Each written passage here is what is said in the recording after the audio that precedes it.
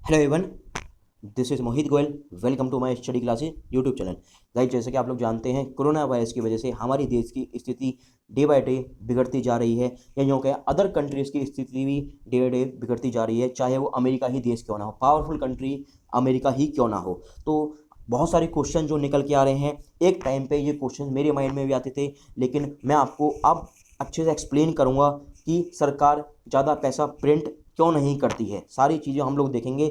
और देखिए, जो क्वेश्चंस हैं, जब भारत सरकार के पास खुद की करेंसी मशीन है, जब भारत सरकार के पास खुद की करेंसी मशीन है, जो सरकार जो मशीन होने के बावजूद भी पैसे प्रिंट क्यों नहीं करती है। हमारी कंट्री का सबसे बड़ा बैंक है reserve bank of India, central bank है रिजर्व बैंक ऑफ इंडिया। और क्यों सरकार अनलिमिटेड पैसा नहीं छापती है, क्यों सरकार अनलिमिटेड पैसा नहीं छापती है, क्यों नहीं बना देती सबको अमीर। और ये क्वेश्चंस हैं कि आप लोग देखिए, अगर सरकार ज़्यादा पैसा छापती है तो कोई भी बेरोजगार नहीं रहेगा, सबको जॉब मिल जाएगी, कोई भी इधर उधर नहीं भागेगा। जैसे कि आप लोग जानते हैं, कुछ लोग, काफ़ी सारे लोग दिल्ली वर्क करते हैं, बेंगलोर वर्क करते हैं, बॉम्बे वर्क करते हैं, विदेशों में जॉब करने जाते हैं, तो ना ही कोई आत्महत्या करने का करेगा। आप लोग डेली न्यूज़ में सुनते हैं, कभी ना कभी ये आता ही रहता है कि आज किसान ने हत्या कर ली, दिल्ली में भी न्यूज़ सुनने को मिलती है। तो उसी तरीके से अगर सरकार जो है ज़्यादा प्रिंट कर देगी पैसे, जो है रिजर्व बैंक ऑफ इंडिया हमारी कंट्री का, तो कोई भी इंसान जो है, कोई भी किसान जो है आत्महत्या नहीं करेगा। ठीक है, मैं आपको एक्सप्लेन करता हूँ। देखिए, ये एक फॉर्मूला है, इसके थ्रू मैं आपको समझाने की कोशिश करूंगा और मैं आपको एग्जाम्पल भी दूंगा। Sum of values all goods and services produce, sum of values all goods and services produce sum of all currency present, यानी कि is equal to sum of all currency present, यानी कि ये दोनों बराबर होती हैं। यानी कि हमारी कंट्री का जितना प्रोडक्शन किया जा रहा है और हमारी कंट्री में जितनी करेंसी प्रेजेंट है, दोनों बराबर होनी चाहिए। देखिए, ये चीज़ें दोनों तराजू में है। ठीक है, मान लीजिए इसमें करेंसी है और इसमें प्रोडक्शन है, ये दोनों बराबर होनी चाहिए। ना तो करेंसी ज़्यादा होनी चाहिए, ना ही प्रोडक्शन कम होना चाहिए, दोनों बराबर होने चाहिए, जभी स्थिति हमारी बराबर सही रहेगी। देखिए, एग्जाम्पल के थ्रू मैं आपको एक्सप्लेन करता हूँ अच्छे तरीके से। मान लीजिए एक दुकानदार के पास 100 kg चावल है। कितना केजी चावल है? 100 kg चावल है। चावल की कीमत है 10 पर 10 पर kg। चावल की कितने कीमत कितनी है?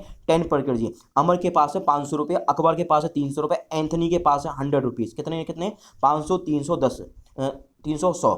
देखिए, अमर जाता है जो चावल लेने, 10 रुपये पर kg प्राइस है, तो उसको 50 kg मिलते हैं चावल। ठीक है, और अकबर को कितने मिलते हैं? 30 kg मिलते हैं। एंथनी को कितने मिलते हैं? 10 kg मिलते हैं। आई होप आप मेरी बात को समझ गए होंगे। अब आप देखिए इस बात को कि सरकार जब पैसे बांट देती है, सरकार जब पैसे दे देती है, तब उस दौरान जो है, अमर के पास पहले 500 रुपये थे और 500 रुपये और मिल गए अमर को, तो अमर के पास कितने पैसे हो गए? 1000 रुपये हो गए। कितने रुपये हो गए? 1000 रुपये हो गए।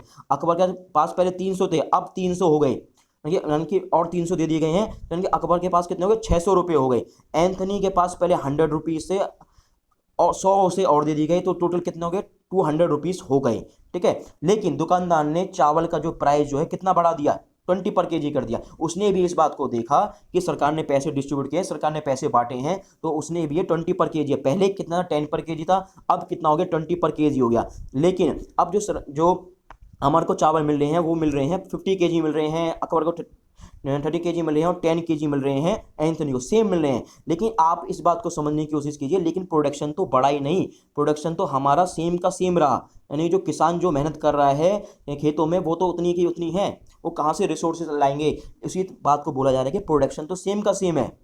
ठीक है, अगर इस तरीके से स्थिति हमारी कंट्री में बन जाती है, पैसे बांट दिए जाते हैं, सभी को पैसे बांट दिए जाते हैं, तो एक तरीके से इन्फ्लेशन आ जाएगा। ठीक है, और मैं आपको एक्सप्लेन करता हूँ और एग्जांपल से। देखिए, किस किस देशों ने, जो बड़े बड़े देश थे, जिन्होंने जो है बहुत बड़ी मिस्टेक कर दी थी। देखिए, किस किस ने ब्लंडर मिस्टेक, एक बोलते हैं ब्लंडर मिस्टेक, बहुत बड़ी मिस्टेक। जर्मनी ने वर्ल्ड वार वन में जो है काफ़ी सारे लोगों को से पैसे उधार ले लेते, काफ़ी सारी कंट्री से पैसे उधार ले लेते, और उनको लौटाने वक्त आया तो उन्होंने काफ़ी सारी मनी जो है, पैसे जो है प्रिंट कर दिए। तो जिस तरीके से प्रिंट करने के बाद वो काफ़ी सारी पीछे चला गया जर्मनी, और सिचुएशन आउट ऑफ कंट्रोल हो गई थी बिल्कुल। और उसके बाद जिम्बाब्वे, एक ऐसी कंट्री थी जिसने सबक नहीं लिया जर्मनी से, और उसके बाद जो है जिम्बाब्वे ने बहुत सारे पैसे जो है प्रिंट कर दिए। आप लोग इमेज में देख सकते हैं।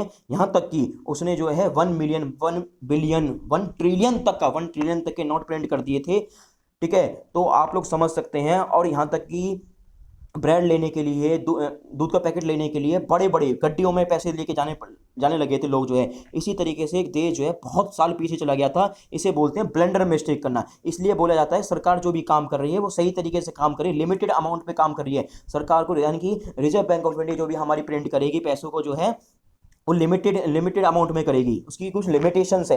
देखिए रिजर्व बैंक इंडिया जो है प्रिंट करती है पैसों को, 2 रुपए का, 4 रुपए, 2 रुपए का, 10 रुपए का, 20 रुपए का, 100 रुपए का, जो reserve bank of India he issued करती है। लेकिन 1 रुपए का जो नोट किया जाता है वो मिनिस्ट्री ऑफ फाइनेंस के द्वारा किया जाता है, मिनिस्ट्री ऑफ फाइनेंस प्रिंट करती है। ठीक है, और रिजर्व बैंक ऑफ इंडिया 10,000 रुपये तक का 10,000 रुपये तक का नोट प्रिंट कर सकती है। तो आई होप आपके सारे पॉइंट क्लियर हो गए कि सरकार जो है, जो रिजर्व बैंक ऑफ इंडिया जो है हमारी पैसों को प्रिंट क्यों नहीं करती है, सबको अमीर क्यों नहीं बना देती है।